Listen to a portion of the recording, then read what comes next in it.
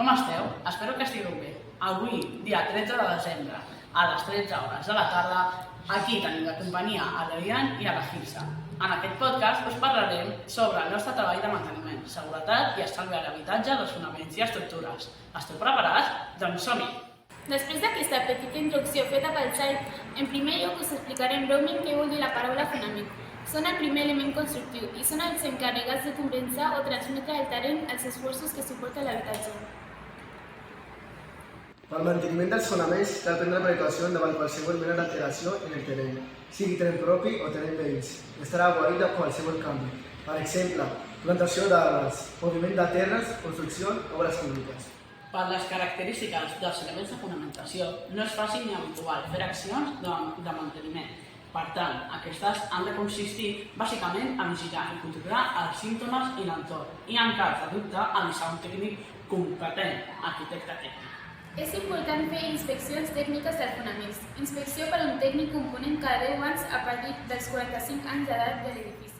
Si es produeixen fuites de la xarxa d'aigua o de la xarxa de clavegueram, s'han de reparar immediatament. També s'ha de tenir en compte que l'acció continuada de l'aigua pot lesionar la fonamentació o modificar les condicions existents del subsòl. En cas que detecti lesions, oxidacions, despreniments, humitats, esquerdes, etc., en algun element vist de la fonamentació, s'ha d'avisar als responsables del manteniment de l'edifici perquè prenguin les mesures adients. Seguidament, fes revisió del correcte funcionament dels murs de contenció integrats d'acord amb el grau d'impermeabilització exigit. Tio, us arrogueu molt, Va, avancem i expliquem què és l'estructura i com funciona el seu manteniment. Què és l'estructura?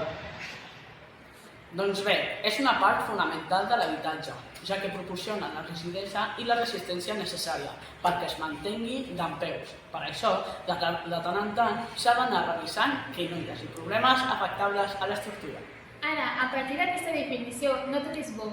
Hi ha diversos problemes que afecten l'estructura i produeixen esquerdes en ella. L'accés de càrrega, la pèrdua de resistència, la humitat i la carbonatació i la luminosi en el formigó. També volem afegir el manteniment de l'estructura. Encara que és una tasca generalment de tècnics especialistes, tot i així hi ha casos en què el mateix habitant de l'habitatge pot arreglar el que necessita.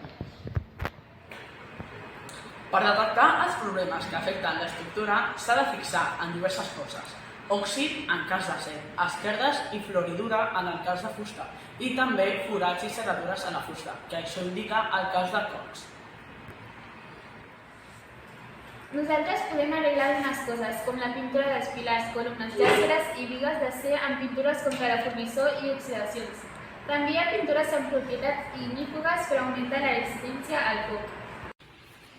Fins aquí el nostre episodi. Esperem que us hagi agradat escoltar aquest podcast i us hagi servit aquesta informació per a vosaltres. Adeu!